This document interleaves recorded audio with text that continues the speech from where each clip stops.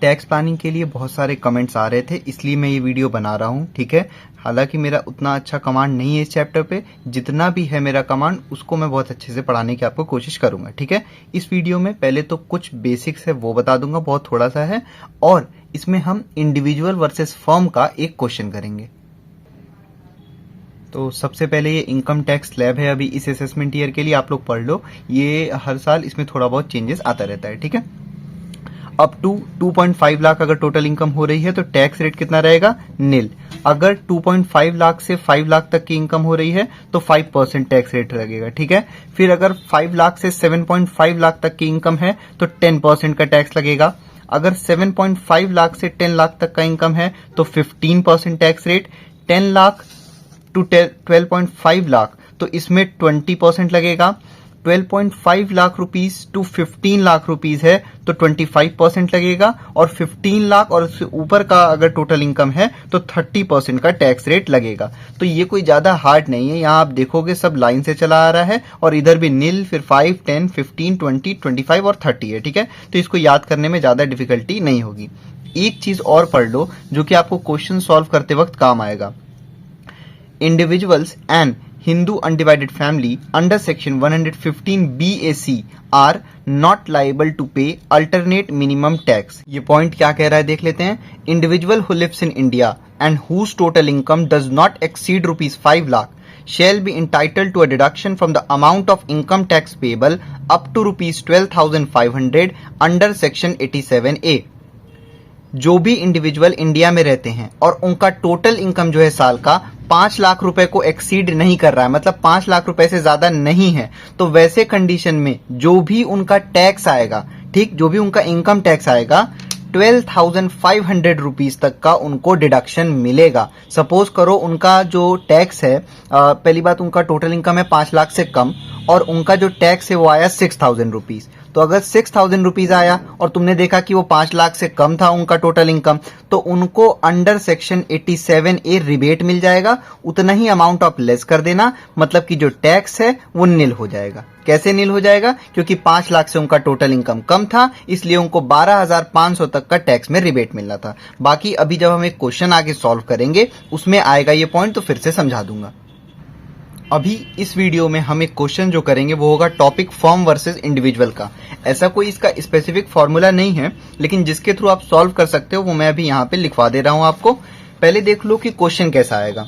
देखो क्वेश्चन में आपसे पूछा ये रहेगा, जैसे लिखा you are required to advise him as to in which form of organisation he should select for the business so that the tax liability remains minimum. भाई बहुत सिंपल सी बात है, क्वेश्चन में आपसे ये कहा रहेगा कि कोई भी इंडिविजुअल है एक बिजनेस स्टार्ट करना चाहते हैं, ठीक, तो आप उनको एज अ टैक्स एक्सपर्ट ये उनको बताओगे कि उनके लिए एज अ फर्म बिजनेस करना फायदेमंद रहेगा या as a sole proprietorship as a ownership उनको करना ज्यादा फायदेमंद रहेगा। ये कैसे आपको पता रहेगा कि कौन सा फायदा करेगा कौन सा नहीं? भाई जिसमें भी उनको टैक्स कम देना रहेगा वो ज्यादा अच्छा रहेगा उनको, ठीक।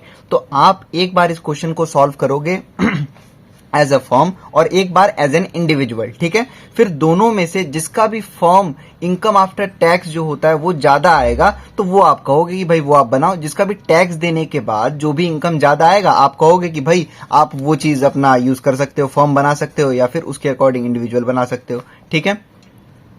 अब देखो एज अ फर्म के लिए सबसे पहले आप सॉल्व करोगे क्वेश्चन को एज अ फर्म, उसके बाद एज एन इंडिविजुअल। तो अभी एज एन इंडिविजुअल को छोड़ दो, ठीक। अब एज ए फर्म में दो चीज आपको बनाना है। सबसे पहले आपको निकालना रहेगा फर्म इनकम आफ्टर टैक्स, और उसके बाद आपको निकालना रहेगा एलोकेशन ऑफ इनकम, ठीक। अब ये फॉर्मेट कैसे आपको याद होगा? तो इसके लिए सबसे पहले अगर आपने मेरी असेसमेंट ऑफ पार्टनरशिप फर्म की इंट्रोडक्शन वीडियो नहीं देखी है तो देख लो, क्योंकि उसमें मैंने 4 फॉर्मेट बताया था। एक बुक प्रॉफिट का, उसके बाद फिर बताया था मैंने ये टोटल इनकम का, फिर उसके बाद था आपका एलोकेशन, और उसके बाद था टैक्स लायबिलिटी। ये चारों जिसको पता होगा उसके लिए ये फॉर्मेट याद करना बहुत इजी हो जाएगा। अब देखते हैं कैसे। सबसे पहले आपको इस क्वेश्चन में लेना है ग्रॉस प्रॉफिट, बाहर ले लोगे सीधे सीधे। अब एक चीज और ध्यान रखना, इसमें कुछ भी ऐड नहीं करना है, सिर्फ लेस करते जाना है सब कुछ, ठीक। तो सबसे पहले आप लेस करोगे अलाउड एक्सपेंसेस, वो खर्चे जो कि बिजनेस से रिलेटेड होते हैं, ठीक है। लेस कर दोगे सीधे आपका आ जाएगा बुक प्रॉफिट, ठीक। अब ये बताओ, जब आप वो असेसमेंट ऑफ पार्टनरशिप फर्म वाला क्वेश्चन करते थे तो बुक प्रॉफिट के बाद क्या बनाते थे? बुक प्रॉफिट के बाद आप बनाते थे टोटल इनकम। ठीक, कैसे बनाते थे? बुक प्रॉफिट में से आप इन दोनों में से जो भी लीस्ट होता था वही लेस करते थे अलग से। यहां पे आपको क्या करना है, अलग से नहीं, यहीं पे लेस कर देना है। देखो, बुक प्रॉफिट आया, फिर आपको लिखना है less actual remuneration to working partner और स्टैट्यूटरी लिमिट। इन दोनों में से जो भी लीस्ट अमाउंट होगा उसको यहां लिखना और बुक प्रॉफिट में से लेस कर देना, आ जाएगा ग्रॉस टोटल इनकम। ठीक, उसके बाद आप लेस करोगे डिडक्शंस जो भी होंगे, यहां लिखोगे, जीटीआई में से लेस करोगे, आ जाएगा टोटल इनकम। फिर लास्ट में आप लिखोगे टैक्स लाइबिलिटी एज फर्म। भाई आप लास्ट में यहां पे बनाते थे ना अलग से कंप्यूटेशन ऑफ टैक्सेबल लाइबिलिटी, तो जब ये वाला क्वेश्चन आएगा टैक्स प्लानिंग वाला, तो इसमें आप टैक्सेबल लाइबिलिटी अलग से नहीं बनाओगे, यहीं पे लेस कर दोगे। मतलब ये जो आपको पूरा फॉर्मेट पता होना चाहिए और आप इसको सॉल्व करोगे यहीं पे इनर कॉलम में। ठीक है, यही इनर कॉलम पे सॉल्व करना, टैक्स लाइबिलिटी को बाहर लिखना, टोटल इनकम में से लेस कर देना, आ जाएगा फर्म इनकम आफ्टर टैक्स। ठीक है, एक बार फिर से देख लो इसको, ग्रॉस प्रॉफिट लोगे, अलाउड एक्सपेंसेस लेस कर दोगे, क्या आएगा? Book profit. फिर लेस करोगे आप एक्चुअल रेम्युनरेशन या फिर स्टैट्यूटरी लिमिट, दोनों में से जो भी लेस होगा बाहर लिख के लेस कर देना। ठीक, आ जाएगा क्या? जीटीआई। फिर लेस करोगे डिडक्शन, आ जाएगा टोटल इनकम। फिर लेस करोगे आप लास्ट में टैक्स लाइबिलिटी। ठीक, तो आपका आएगा फर्म इनकम आफ्टर टैक्स, यही निकालना था। अब अभी फर्म वाला खत्म नहीं हुआ है, फॉर्म में मैंने कहा था ना दो चीज बनानी है, तो पहला आपने ये निकाल लिया, दूसरा आप बनाओगे allocation of income. Allocation of income भी एकदम सेम ऐसे ही बनेगा, बस उसमें नीचे एड ऑन हो जाएंगे और सारी चीजें। तो सबसे पहले जैसे हमने सीखा था कि, और हाँ, इस क्वेश्चन में मैं ऐसा मान रहा हूं कि तीन जो फॉर्म वाला दिया गया था उसमें तीन पार्टनर थे, ए बी सी, तो अज्यूम कर लिया है मैंने। ठीक, तो सबसे पहले इंटरेस्ट ऑन लोन या फिर कैपिटल एट द रेट 12% निकाल के आप यहाँ तीनों में लिख दोगे। फिर एक्चुअल रेम्युनरेशन या फिर स्टैट्यूटरी लिमिट, दोनों में से जो भी लीस्ट अमाउंट, यहाँ पे उसको बाइफरकेट कर दोगे, बांट दोगे तीनों में। ठीक, अब यहां पे इन तीनों का टोटल आ जाता है। ठीक है, यहां आप लिख देते हो। अब टोटल के बाद ऐसे हम रुक जाते थे, लेकिन टैक्स प्लानिंग वाले वीडियो में आपको नहीं रुकना है। यहां पे आप लिखोगे लेस, टैक्स लेस करोगे अकॉर्डिंग टू स्लैब। जो आपने अकॉर्डिंग टू स्लैब वाला अभी मैंने पढ़ाया था ना कि 2.5 लाख तक नील है, फिर ऐसे ऐसे, तो वो स्लैब के अकॉर्डिंग आप यहाँ पे लेस करोगे और यहाँ पे एक अमाउंट आएगा। ठीक, उसके बाद अब यहाँ पे लास्ट आप ऐड करोगे। ऐड क्या करोगे? Firm income after tax.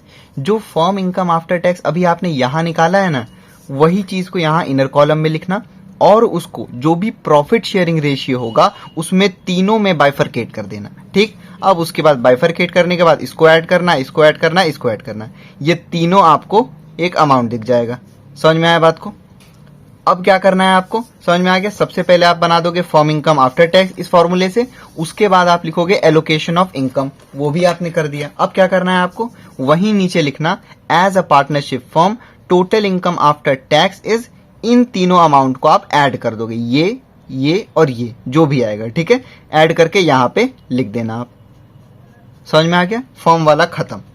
अब मैंने क्या बताया था आपको, क्वेश्चन में ये पूछा गया है कि एक नया बंदा जो कि बिजनेस खोलना चाह रहा था, वो हमसे ये सजेशन मांगा है कि उसको एज अ फर्म बिजनेस चलाना चाहिए या एज अ सोल प्रोप्राइटरशिप एक अपना बिजनेस चलाना चाहिए। ठीक, तो हमने एज अ फर्म पे उसका कितना पैसा आएगा टैक्स एक्स कटने के बाद वो हमने निकाल दिया। अब हम एज एन इंडिविजुअल यानी कि सोल प्रोप्राइटरशिप वाला सॉल्व करेंगे।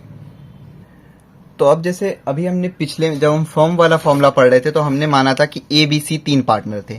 तो अब जब ओनर वाला आप सॉल्व करोगे इंडिविजुअल वाला, तो उसमें आप मान रहे हो कि ए जो है वो ओनर रहेंगे, मतलब ये क्वेश्चन में दिया रहेगा ए ओनर, और बी और सी जो हैं अब एज ए एम्प्लॉय काम करेंगे। ठीक, तो अब सबसे पहले आप लिखोगे ग्रॉस प्रॉफिट, यहां आप लिख जरूर देना कि जो भी ए एज एन इंडिविजुअल, ठीक है, a as an owner, sole proprietor जो भी है। फिर ग्रॉस प्रॉफिट यहां बाहर लिखोगे, उसमें से अलाउड एक्सपेंसेस लेस करोगे। ठीक, आप कहा जाएगा, अब वहां क्या आता था, फर्म इनकम आफ्टर टैक्स, यहाँ पे फर्म नहीं आएगा, यहाँ पे तो एज एन इंडिविजुअल हम कर रहे हैं ना, तो किसको ओनर माना गया है, ए को, तो एज इनकम बिफोर टैक्स अभी आ रहा है। समझ में आ गया बात को? यहाँ पे एक अमाउंट आएगा, उसके बाद आप लिखोगे लेस, और टैक्स को अकॉर्डिंग टू स्लैब, जो अभी स्लैब मैंने स्टार्टिंग में पढ़ाया था ना, उस स्लैब के अकॉर्डिंग आप लेस करोगे, तब आपका आएगा जो भी ओनर है, ओनर इनकम आफ्टर टैक्स। ठीक, फिर उसके बाद एलोकेशन ऑफ इनकम जैसे बनाते हैं। अब देखो, यहाँ पे तो हमने 3 पार्टनर लिया था, यहाँ पे 2 कैसे हो गए? देखो, जब फर्म था तो ये तीनों एज अ पार्टनर काम कर रहे थे, ठीक, तो हमें तीनों का यहाँ पे बनाना पड़ा।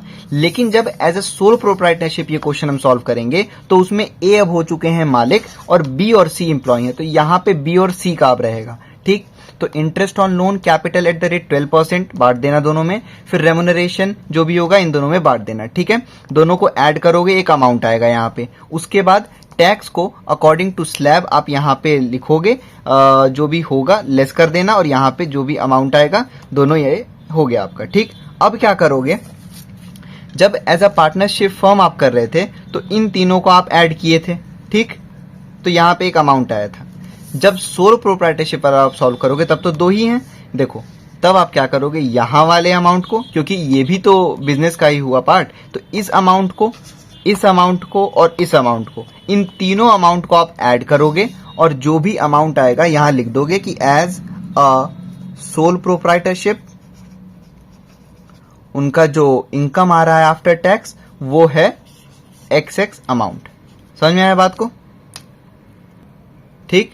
उसके बाद आप क्या करोगे, उसके बाद पार्टनरशिप फॉर्म वाला ये जो अमाउंट आया था और ये सोल प्रोप्राइटरशिप वाला, इन दोनों में से जो भी ज्यादा अमाउंट रहेगा आप कहोगे कि भाई जैसे मान लो मैं मान रहा हूं यहाँ पे कि जो एज अ फॉर्म वाला है वो अमाउंट ज्यादा है, तो आप लिखोगे कि मिस्टर ए, इस जो भी नाम दिया है कि वो उनको सजेस्ट करोगे आप कि आप एज अ फॉर्म अपने बिजनेस को चलाओ क्योंकि उसमें ज्यादा फायदा पहुंच रहा है आपको, ठीक। अभी आप स्क्रीनशॉट ले लो ये एज अ फॉर्म वाले का, पहले डिडक्शन तक ले लिया आपने, अब उसके बाद ये ले लो यहां तक, ठीक। अब एलोकेशन ऑफ इनकम का ले लो स्क्रीनशॉट। अब ये एज एन इंडिविजुअल वाले का स्क्रीनशॉट ले लो। ग्रॉस प्रॉफिट रहेगा, फिर अलाउड एक्सपेंसेस लेस होगा, एज इनकम बिफोर टैक्स आ जाएगा, फिर टैक्स लेस करोगे according to slab, as income after tax आ जाएगा, ठीक। फिर उसके बाद एलोकेशन ऑफ इनकम रहेगा, जैसे निकालते हो निकाल लेना, फिर उसके बाद लास्ट में टैक्स को लेस कर दोगे और जो अमाउंट आएगा यहां लिख देना, ठीक। अब ये सोल प्रोप्राइटरशिप वर्सेस फर्म यानी कि इंडिविजुअल वर्सेस फर्म का ये क्वेश्चन है। इस इलस्ट्रेशन 9 का आप लोग स्क्रीनशॉट ले लो। अब आपने स्क्रीनशॉट ले लिया होगा। अब मैं इस क्वेश्चन को पहले एक बार रीड कर दे रहा हूं। Mister Mohan who was recently retired from a company wants to start a business with a capital of ₹10 lakh. He has the following 2 options. Mister Mohan अभी एक कंपनी से रिटायर हुए हैं, अब वो अपना एक बिजनेस स्टार्ट करना चाहते हैं। उनके पास कैपिटल है 10 लाख रुपए का। He has the following 2 options. First option, run the business as proprietary concern and pay salary of ₹6,000 per month to his son for his service to the business. तो पहला option ये है कि वो एज अ सोल प्रोप्राइटरशिप यानी कि as a owner उसको business को चलाएं और उनका जो बेटा है उसको 6,000 रुपए पर मंथ सैलरी दें जो वो बिजनेस में काम कर रहा है उसके तौर पे, ठीक। बी, सेकेंड ऑप्शन क्या है उनके पास, run the business as a partnership firm and charge interest at the rate 16% per annum on capital and pay salary of ₹6,000 to his son Sohan as active partner। दूसरा option इनके पास ये है कि वो एक एज अ पार्टनरशिप फर्म इस business को चलाएं और इंटरेस्ट चार्ज करें 16% पर एनम ऑन कैपिटल, और जो उनका लड़का है सोहन उसको उस फर्म में एक्टिव पार्टनर रखें और उसको दें सैलरी 6,000 पर मंथ, ठीक है। The remaining profit is to be distributed equally, ठीक। सी पॉइंट में बोला गया है estimated income of the business before interest and salary is ₹4 lakh, यही हो जाएगा ग्रॉस प्रॉफिट, ठीक। फिर बोला गया you are required to advise him as to in which form of organisation he should select for the business so that the tax liability remains minimum. मतलब कि हमको मिस्टर मोहन को एडवाइस करना है कि उन्हें किस फॉर्म का ऑर्गेनाइजेशन चुनना चाहिए जिससे कि उनका टैक्स लाइबिलिटी कम हो जाए और उनको ज्यादा फायदा हो, ठीक, कि एज अ इंडिविजुअल उनको फायदा रहेगा या एज अ फर्म। तो जो अभी हमने फॉर्मूला सीखा है उसके अकॉर्डिंग हम सॉल्व करेंगे। क्वेश्चन को सॉल्व करने से पहले अभी जो मैंने पीछे दोनों फॉर्मेट बताया, फॉर्म में 2 फॉर्मेट है और इंडिविजुअल में 2 फॉर्मेट है, वो सारे फॉर्मेट जो हैं पहले एक पेपर पे लिख लो और उसके बाद साथ में क्वेश्चन सॉल्व करो, तब इजी लगेगा। तो सॉल्यूशन स्टार्ट करते हैं हम इलस्ट्रेशन 9 का। सबसे पहले हम इसको सॉल्व करेंगे एज अ पार्टनरशिप फॉर्म, उसके बाद हम सॉल्व करेंगे एज एन इंडिविजुअल। तो यहां हम हेडिंग डाल देंगे एज अ पार्टनरशिप फॉर्म, ठीक है। अभी हम कैलकुलेट क्या कर रहे हैं, computation of firm income after tax. अगर आपने फॉर्मूला नहीं देखा है तो आप बैक करके वीडियो देख सकते हो, ठीक है। सबसे पहले हम लेते हैं ग्रॉस प्रॉफिट।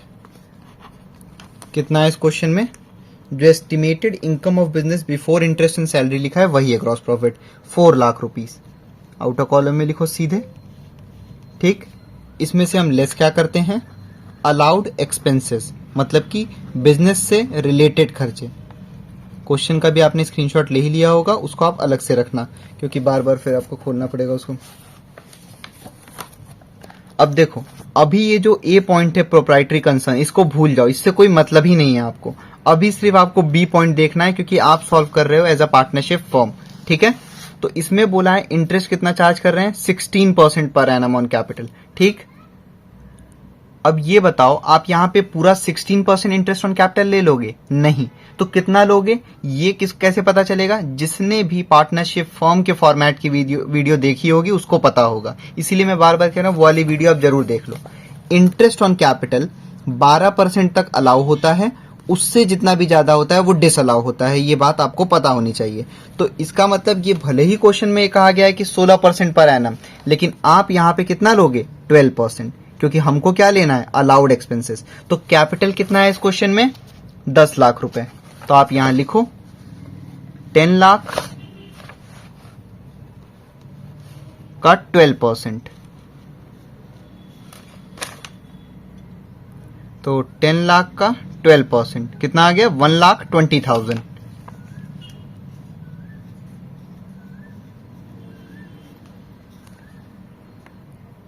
उसके बाद क्या और कोई भी अलाउड एक्सपेंसेस दे रखा है, नहीं दे रखा है, तो सीधे इसको आप लिखो बाहर 1,20,000 रुपीज, और ग्रॉस प्रॉफिट में से आप इसको लेस कर लो, तो 4 लाख माइनस 1,20,000, ये हो गया 2,80,000 रुपीज।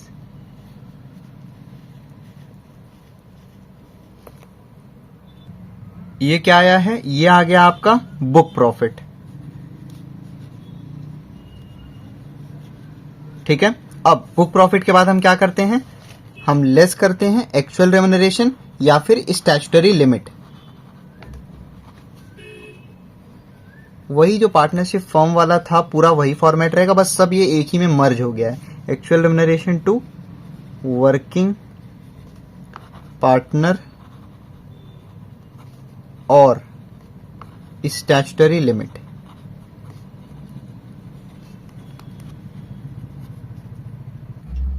ये पार्टनरशिप फर्म वाले में आप चेक करो कि जो इनके ये क्या बोला गया था कि जो मोहन के लड़के हैं सोहन, उनको एज अ एक्टिव पार्टनर रखेंगे, तो उनके पार्टनर की सैलरी कितनी होती, 6,000 पर मंथ, ठीक है।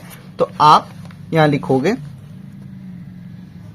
सैलरी टू सोहन कितना है, 6,000 पर मंथ, तो 6,000 इंटू 12, ये हो गया आपका 72,000 रुपीज, ठीक है। और कुछ भी रेम्यूनरेशन का दे नहीं रखा है। उसके बाद आप निकाल लो स्टैट्यूटरी लिमिट, तो स्टैट्यूटरी लिमिट को थोड़ा सा अलग जगह पे आ जाना, जहां पे खाली होगा स्पेस, वहां पे निकाल दो इसको जल्दी से। कैसे निकालते हैं ये भी आपको असेसमेंट ऑफ पार्टनरशिप फॉर्म वाली वीडियो में इसका मिल जाएगा। तो सबसे पहले हम लेते हैं on first 3 lakh of book profit, मतलब बुक प्रॉफिट के पहले 3 लाख को हम बाइफरकेट करते हैं। किसमें, एक हम बाइफरकेट करते हैं 1,50,000 में, और दूसरा हम लिखते हैं 90% ऑफ फर्स्ट 3 लाख। अब ये बताओ इस क्वेश्चन में बुक प्रॉफिट आया कितना है, 2,80,000, जो कि 3 लाख के अंदर है, तो मतलब पहला 3 लाख ही पूरा बुक प्रॉफिट आ जाएगा। समझ में आया। तो आप ये 1,50,000 को दोबारा से ऐसे यहां पे लिखोगे, और ये 2,80,000 का 90% आप कैलकुलेट करोगे, ये कितना आ गया, 2,52,000। इन दोनों में से जो भी ग्रेटर अमाउंट होगा उसको आप बाहर लिखना। तो ग्रेटर क्या है, 2,52,000।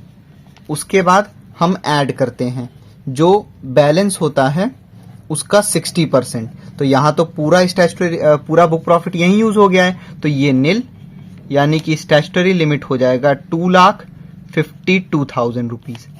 समझ में आया?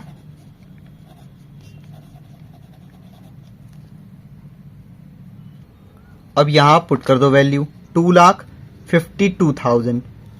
ठीक, इन दोनों में से जो भी लीस्ट अमाउंट होगा उसको बाहर लिख दो। तो साफ साफ आपको पता है 72,000 लीस्ट है, यहां पे लिखो और लेस कर दो बुक प्रॉफिट में से। तो 2,80,000 माइनस 72,000 कितना आ गया? 2,08,000 रुपीज। यहां पे लिख दो आप। ये क्या आया है? ये आ गया आपका ग्रॉस टोटल इनकम। फिर कोई भी डिडक्शन है तो यहां लिखो लेस डिडक्शंस।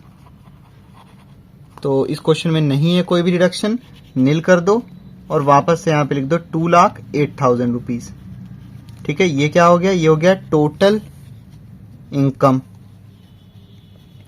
उसके बाद आप लेस करोगे टैक्स लायबिलिटी एज फॉर्म।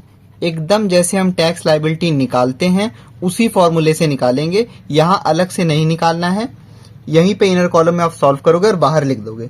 तो आप जैसा कि देख रहे हो सबसे पहले फॉर्मेट में क्या होता है, short term capital gain under section 111A 15% नहीं है, नील कर दो। फिर सेकंड पॉइंट भी नहीं है, नील करो। थर्ड पॉइंट भी नहीं है, फोर्थ पॉइंट भी नहीं है।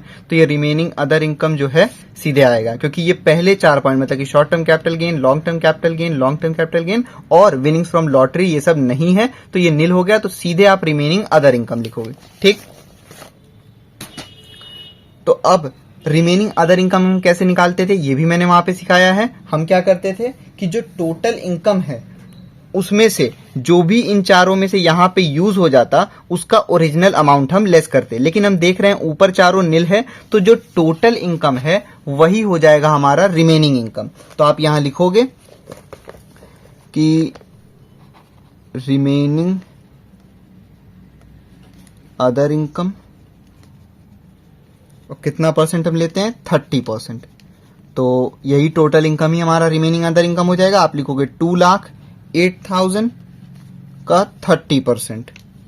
अभी इनर कॉलम में ही लिखना कितना होगा? 62,400।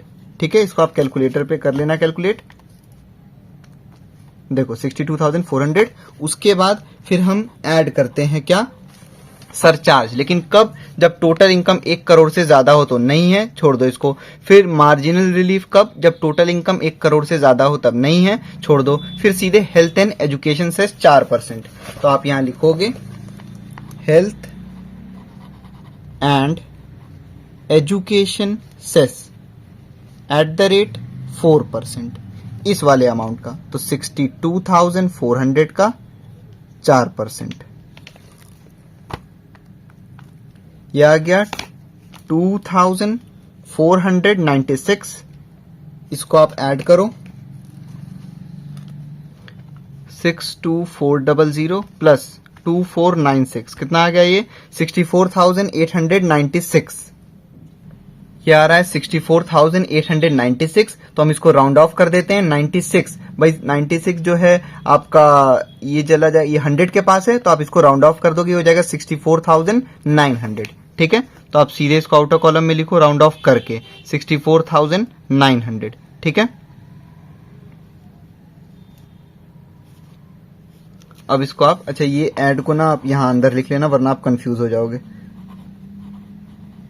ठीक है, ये लेस करना था, तो अब टोटल इनकम में से आप लेस कर दोगे 2,08,000 माइनस 64,900 कितना हो गया? 1,43,100। लिखो 1,43,100। ये क्या हो जाएगा? ये हो जाएगा form income after tax. Form income after tax के बाद आप बनाओगे एलोकेशन ऑफ इनकम। ठीक है, ये सारा फॉर्मूला आप पहले एक जगह आप लिख लो फॉर्मेट, उसके बाद साथ में क्वेश्चन करना तब समझ में आएगा। ठीक है, एलोकेशन ऑफ इनकम यहां बना दो। अब जितने भी पार्टनर हैं उतना आप ब्लॉक बना दो। तो जब पार्टनरशिप फर्म की तरह वो चलाएंगे बिजनेस, तो एक पार्टनर तो वो खुद रहेंगे और एक पार्टनर उनके बेटे हैं जो कि सोहन, वो रहेंगे। ठीक, तो आप इसको 2 पार्ट में डिवाइड करोगे। जो भी नाम है वो आप यहाँ पे लिख दो, मोहन और ये हो गए सोहन। ठीक है, सबसे पहले हम क्या लेते हैं, इंटरेस्ट ऑन कैपिटल या फिर इंटरेस्ट ऑन लोन। तो यहाँ पे इंटरेस्ट ऑन कैपिटल है और क्वेश्चन में तो है 16%, लेकिन हम यहाँ पे कितना लेते हैं एलोकेशन ऑफ इनकम में, 12%। ये असेसमेंट ऑफ पार्टनरशिप फॉर्म की इंट्रोडक्शन वीडियो में मैंने बता रखा है। ठीक है, कितना 10 लाख का कैपिटल था और यहाँ पे सिर्फ किसको मिलना है इंटरेस्ट ऑन कैपिटल, इनको, मोहन को।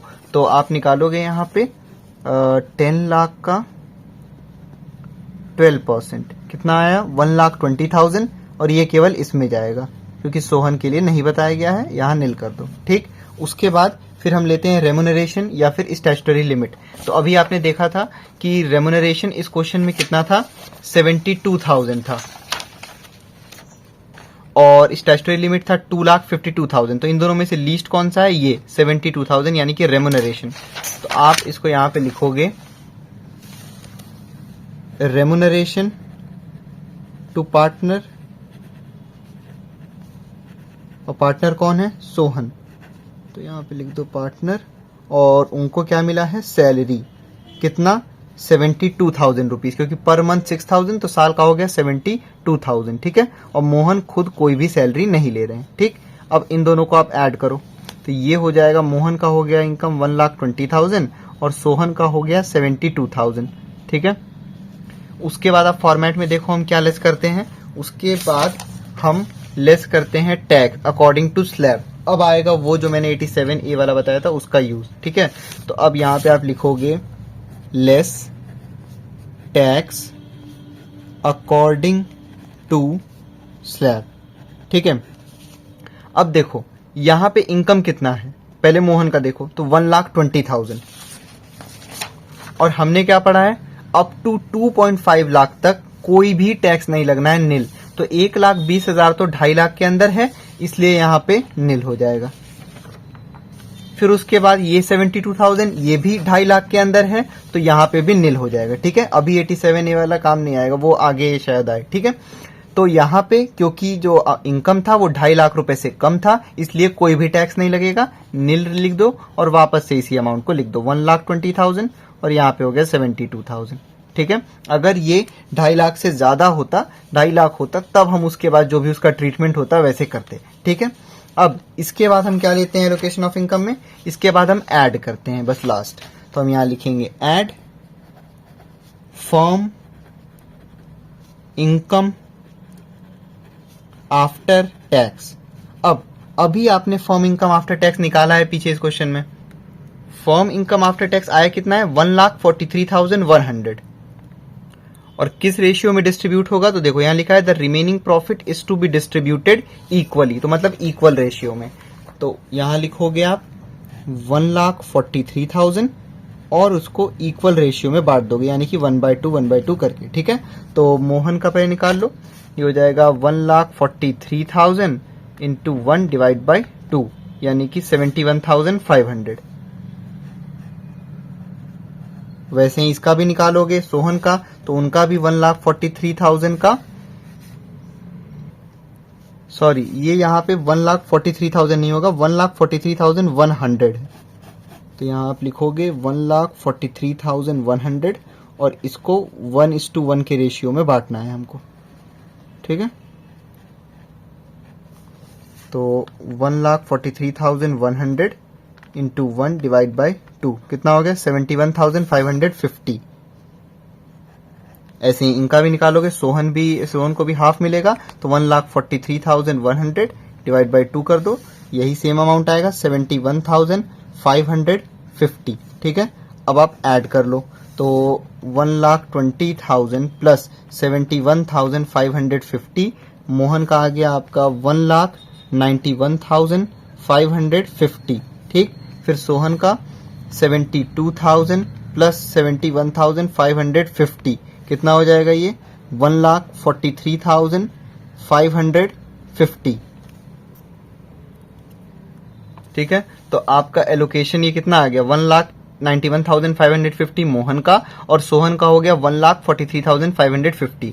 ठीक, अब क्या करते हैं, हम इन दोनों को ऐड कर देते हैं।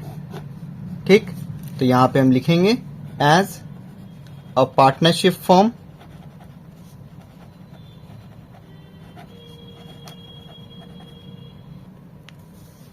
जो नेट इनकम है वो कितना आएगा, मोहन और सोहन के आप इनकम को ऐड कर दो, यानी कि 1,91,550 प्लस 1,43,550।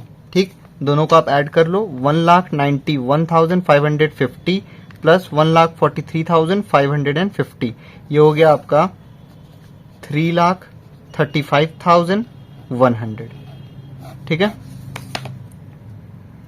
तो सबसे पहले अभी हमने निकाल लिया एज अ पार्टनरशिप फॉर्म, उनका निकाला हमने फॉर्म इनकम आफ्टर टैक्स, फिर हमने अलोकेशन ऑफ इनकम निकाला यहाँ पे, तो ये आ गया, ये दोनों, इन दोनों को हमने ऐड कर दिया और नेट इनकम आ गया पार्टनरशिप फॉर्म में, इतना होगा। अब हम सॉल्व करेंगे एज अ सोल प्रोप्राइटरशिप, यानी कि एज एन इंडिविजुअल। अब अभी तक जब पार्टनरशिप फॉर्म वाला कर रहे थे तो हम ए पॉइंट को नहीं देख रहे थे, अब हम ए पॉइंट सॉल्व करने जा रहे हैं, बी पॉइंट को नहीं देखेंगे। ठीक है, ए पॉइंट कह रहा है run the business as a proprietary concern, यानी कि एज अ ओनर वो चलाएंगे उसको, and pay salary of ₹6,000 per month to his son for his services to the business, यानी कि सोहन को, मतलब जो उनका लड़का था, उसको एज अ एम्प्लॉय वो अपने यहाँ पे रखेंगे। ठीक है, तो run the business as a proprietary concern वाला अब हम सॉल्व कर रहे हैं। अब बी पॉइंट को छोड़ देना एकदम। हाँ, तो अब आप यहाँ पे हेडिंग डालोगे, Mohan as a sole proprietor.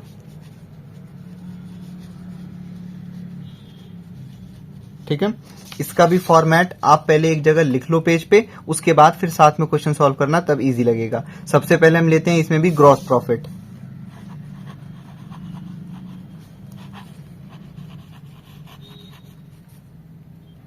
Gross profit इसमें भी वही रहेगा जो एस्टिमेटेड इनकम बोला था, ये 4 लाख रुपए, तो आप इसको यहाँ पे लिखोगे 4 लाख रुपीज सीधे आउटर कॉलम में।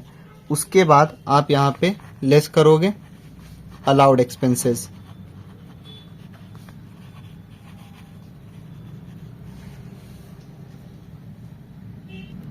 अब जब हम एज अ सोल प्रोप्राइटर इसको सॉल्व कर रहे हैं तो इसमें एक ही चीज हमको बिजनेस से रिलेटेड दिख रही है, वो है कि इन्होंने जो सैलरी दी है, तो ये मत देखना कि सैलरी सन को दे रहे हैं तो नहीं लेंगे। अगर यहाँ पे लिखा है कि सन को जो सैलरी मिल रही है वो for his service to the business, मतलब कि जो इनका लड़का बिजनेस में काम करेगा उस वजह से इसको सैलरी मिल रही है, इस वजह से नहीं मिल रही है कि सिर्फ उनके लड़के हैं, कुछ काम करेंगे बिजनेस में, तो इस वजह से उनको 6,000 रुपए पर मंथ की सैलरी, यानी कि ये बिजनेस से रिलेटेड खर्चा हुआ। तो आप यहां लिखोगे सैलरी टू एम्प्लॉय सोहन, कितना दे रहे हैं, 6,000 रुपए पर मंथ इंटू 12 कर दो तो 72,000। फिर और कुछ भी है नहीं, इसी को आप आउटर कॉलम में लिखो 72,000 को, और 4 लाख में से लेस करो, ये आ गया आपका 3,28,000। ये क्या आया है, ये आप लिखोगे जो भी ओनर है, तो यहाँ पे मोहन ओनर है, लिखो मोहन्स इनकम बिफोर टैक्स। अब उसके बाद हम यहाँ पे लेस करते हैं टैक्स अकॉर्डिंग टू स्लैब, तो आप यहाँ लिखोगे less tax according to slab. ठीक है, ये लिखने की जरूरत नहीं है, बस आप टैक्स लिख देना। हाँ, अब इसको सॉल्व करोगे। अब यहाँ पे इनकम कितनी है, 3,28,000। ठीक, तो यानी कि यहाँ पे तो सॉल्व होगा।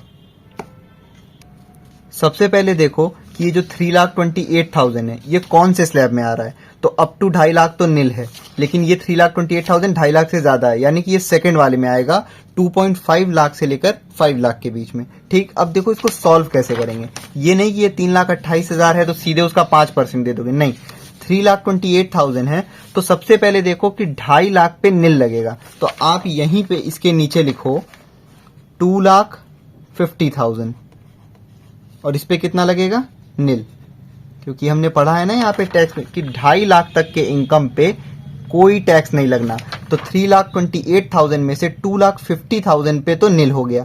अब 3,28,000 में से माइनस करो 2,50,000, कितना बचा आप, 78,000, तो जो रिमेनिंग इनकम है 78,000। अब ये 78,000 किस कैटेगरी में आ रहा है, ये आ रहा है 2.5 लाख से 5 लाख की कैटेगरी में। ठीक, तो उस पे कितना लगेगा, 5%। तो 78,000 का 5% आप निकालोगे, कितना आ गया 3,900। तो यहाँ पे आप लिखोगे 3,900।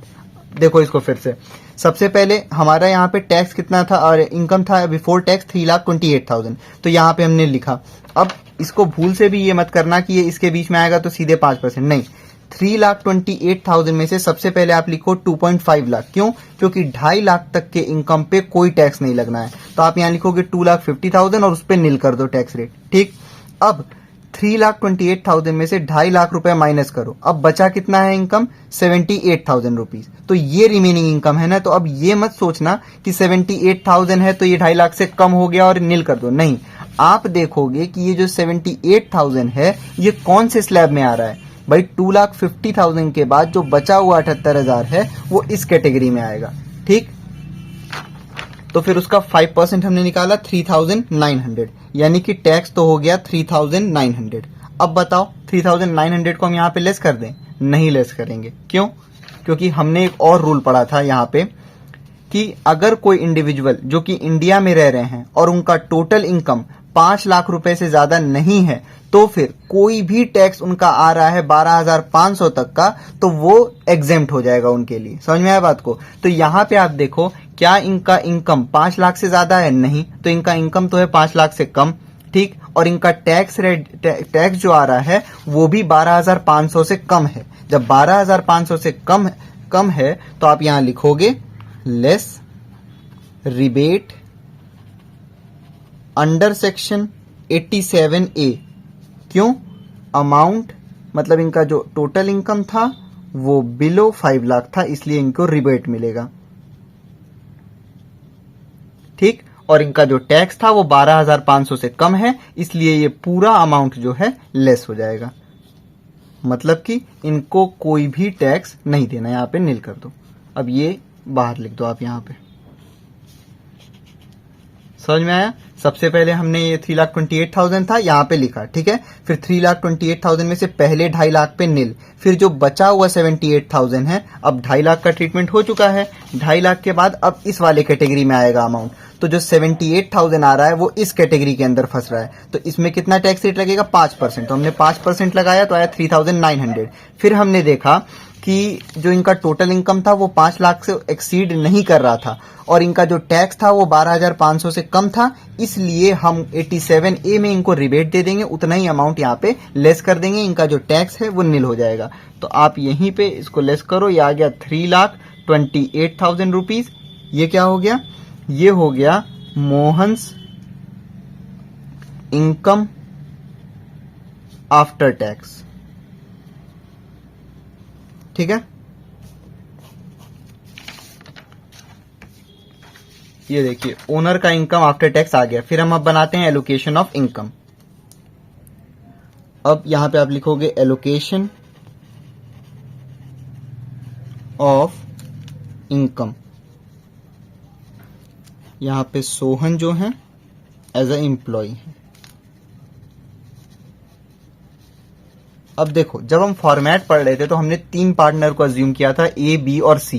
जब फर्म का हमने किया तो 3 हमने ब्लॉक बनाए थे एलोकेशन में ऐसे, और फिर जब हमने ये फॉर्मेट पढ़ा तो क्योंकि A को अब ओनर मान लिया गया था तो बचे कौन कौन? B और C, उनका एलोकेशन दिखाया। सिमिलरली इस क्वेश्चन में कितने लोग थे? मोहन और सोहन, 2 लोग थे। ठीक है, उसमें से एक जो है वो यहाँ पे ओनर बन चुके हैं। अब बचा कौन? सोहन, तो केवल एक, तो यहां पे अब जो है केवल एक कॉलम बनेगा। समझ में आया?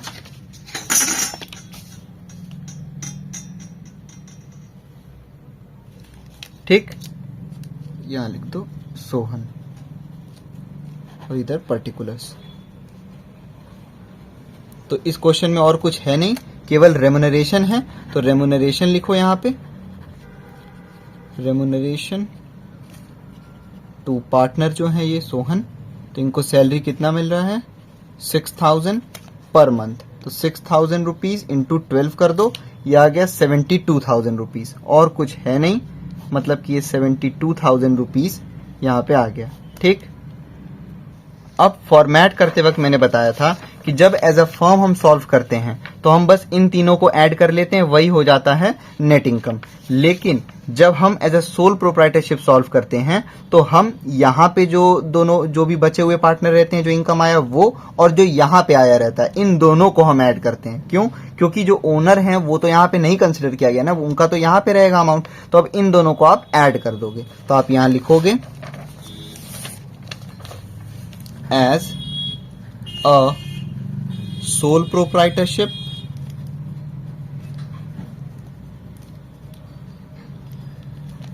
नेट इनकम इज, इन दोनों को ऐड कर दो, 3,28,000 प्लस 72,000। तो 3,28,000 प्लस 72,000 कितना हो गया? 4 लाख रुपीस।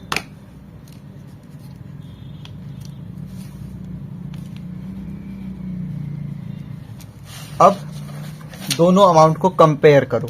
जो एज अ पार्टनरशिप फर्म कितना आया था? 3,35,100, और एज अ सोल प्रोप्राइटरशिप जो उनका नेट इनकम है टैक्स एक्स देने के बाद कितना बच रहा है? 4 लाख रुपए। तो इसलिए हम मिस्टर मोहन को हम लोग ये एडवाइस करेंगे कि उनको एज अ सोल प्रोप्राइटरशिप ये बिजनेस चलाना चाहिए। ठीक है, आप यहां पे लिख दो पहले, net income in case of form, मतलब पार्टनरशिप फॉर्म कितना आ रहा है? 3,35,100, और net income in case of sole proprietorship कितना आ रहा है? 4 लाख रुपए। ठीक, तो आप लिखोगे comparing the above two options,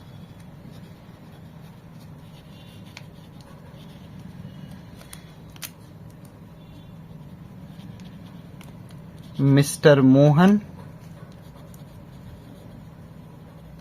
is suggested to go for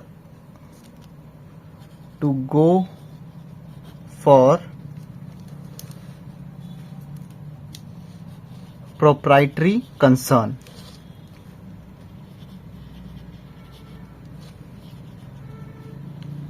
as he will have to pay reduced tax liability.